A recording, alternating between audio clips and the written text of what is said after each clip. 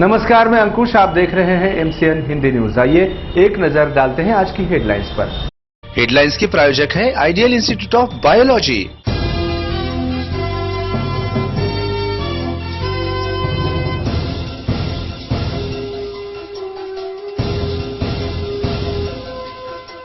बायोलॉजीच्या शिक्षण क्षेत्रात संपूर्ण महाराष्ट्रातील एक अग्रेसर नाव Ideal Institute of Biology, Yashwant college road, Shyamnagar, Nanded. JEE main, state board और एमएचसीईटी परीक्षाओं में टॉपर्स देने वाले मैथमेटिक्स गुरु प्रोफेसर मुंडे द्वारा संचालित मैथमेटिक्स का माइलस्टोन क्लास यानी मुंडे कोचिंग क्लासेस, राजेंद्र नगर, नांदेड़।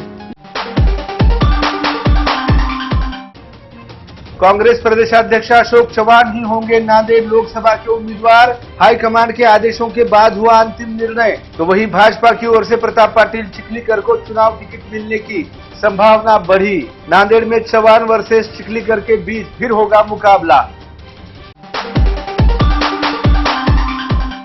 और अब समाचार विस्तार से। नांदेड़ लोकसभा चुनाव में कांग्रेस की ओर से प्रदेशाध्यक्ष अशोक चव्हाण को ही चुनाव टिकट दिया जाएगा। वे ही नांदेड़ कांग्रेस से लोकसभा के प्रत्याशी होंगे, ऐसी जानकारी सूत्रों ने दी है। वास्तविक विधायक अमिता चव्हाण का नाम इस चुनाव में काफी देर से चर्चा में चल रहा था, लेकिन हाईकमान के आदेशों के बाद अब इस चर्चा पर पर्दा गिर चुका है। इसलिए अशोक चव्हाण ही फिर एक बार नांदेड़ लोकसभा चुनाव के मैदान में उतरेंगे, ये लगभग सुनिश्चित हुआ है। विदित हो कि 2014 के लोकसभा चुनाव में मोदी लहर में भी अशोक चव्हाण ने अपना गढ़ कायम रखते हुए करीब 80,000 से अधिक वोट लेकर जीत हासिल की थी। प्रदेशाध्यक्ष चव्हाण ने नांदेड़ में मजबूत नेटवर्क और जनसंपर्क पिछले कई वर्षों से बनाए रखा है।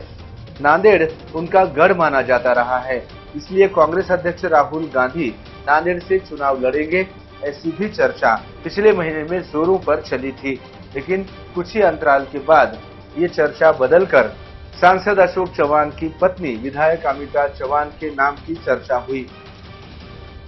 बताया जा रहा था कि नांदेड़ कांग्रेस कमेटी ने प्रारंभ में अमिता चव्हाण को ही लोकसभा का चुनाव टिकट देने का प्रस्ताव दिल्ली को भेजा था, लेकिन इसे ठुकराकर पार्टी हाईकमान ने अशोक चव्हाण को ही चुनाव टिकट देने का निर्णय लिया है, ऐसी भी जानकारी सूत्रों ने दी है।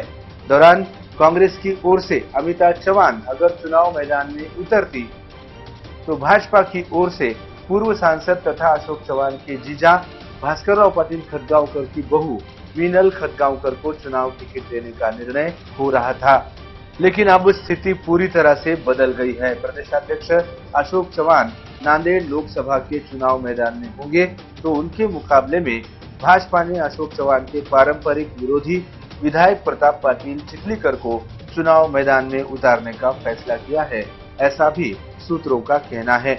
अशोक चव्हाण और प्रताप पाटिल एक दूसरे के विरोध में खड़े हुए तो ये चुनाव राज्य भर में आकर्षण का केंद्र साबित होगा।